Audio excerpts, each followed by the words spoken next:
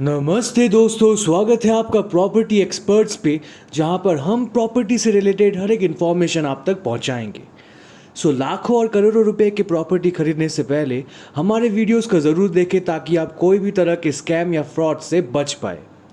आज हम बात करने वाले हैं अबाउट वुमेन रजिस्ट्री और उनके एडवांटेजेस के बारे में। इस वीडियो में हम लोग बात करेंगे कि महिला के नाम पर रजिस्ट्री करने से क्या क्या फ़ायदा मिलता है। हम देखिए, सबसे पहले तो मैं आपको बता दूं कि सबसे जो सामान्य सा फ़ायदा है वो सभी लोग जानते हैं कि महिला के नाम पे जो भी रजिस्ट्री कराता है उसमें कम से कम पैसा खर्च होता है। लेकिन इस वीडियो में हम आपको बहुत ही महत्वपूर्ण टॉपिक पर और उनके इम्पॉर्टेंट पॉइंट्स के बारे में भी बात करेंगे कि महिला के नाम पर रजिस्ट्री कराने से कौन कौन से फ़ायदे हमें मिलते हैं।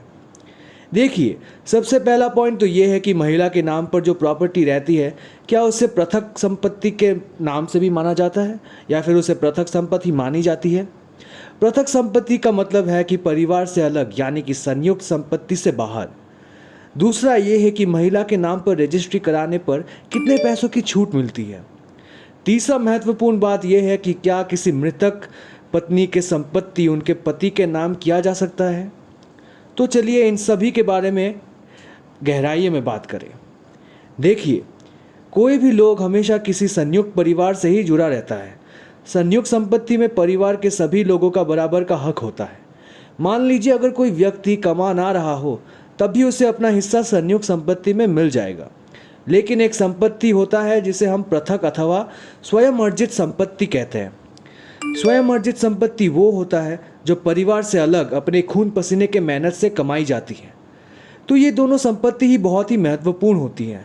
मान लीजिए आप संयुक्त रूप से हैं और वो आप संयुक्त रूप से रह रहे हैं और आपकी रिसेंटली जॉब लगी है और आपने हाल ही में कोई मकान खरीदा हुआ है। आपने ये मकान अपने कमाई से खरीदा हुआ है, वो आपकी अभी पृथक संपत्ति है। वो मकान आपके नाम पर है। यदि वो मकान जो है वो आपने अपने परिवार के सभी लोगों को नाम कर दिया, तब उन सबको आपके मकान के ऊपर बराबर हक मिल जाएगा। अगर आप अपने संपत्ति का त्याग कर देते हैं तो वो संपत्ति आपके परिवार का हो जाएगा, जिसमें सभी लोगों का बराबर का हक होगा। ये सब तब मुमकिन है जब संपत्ति आपके नाम होती है, पर यदि आप ये संपत्ति अपने पति पत्नी के नाम कर देते हैं तो वहाँ पर वह संपत्ति कभी भी साझेदारी की संपत्ति नहीं मानी जाएगी। ध्यान रहे, अगर आपने अपने पत्नी के नाम कोई भी संपत्ति खरीद ली है तो वो संपत्ति कभी भी साझेदारी की संपत्ति नहीं मानी जाएगी और उसमें कभी भी परिवार के सदस्य को हिस्सा नहीं मिलेगा। अगर परिवार के लोग चाहे तो वहाँ रह ज़रूर सकते हैं, पर वहाँ उन्हें हिस्सा कभी नहीं मिलेगा। देखिए, ऐसे मामले जो है वो संयुक्त परिवार में देखे जा सकते हैं। जैसे मान लीजिए संयुक्त रूप से कोई परिवार है और उनके किसी एक व्यक्ति ने कोई संपत्ति खरीदा है, तो ऐसा अक्सर देखा जाता है कि परिवार के अन्य लोग हिस्सा मिलने की मांग करने लगते हैं।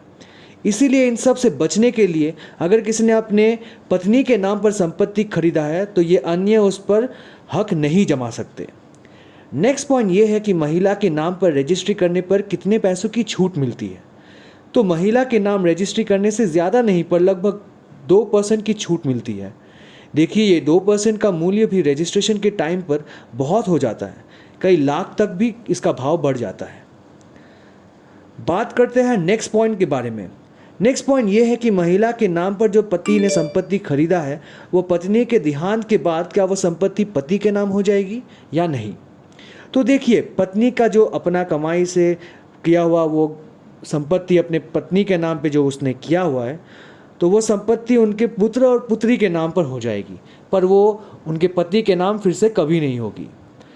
Thank you so much for watching. Please do watch all our videos to know everything about property. Thank you.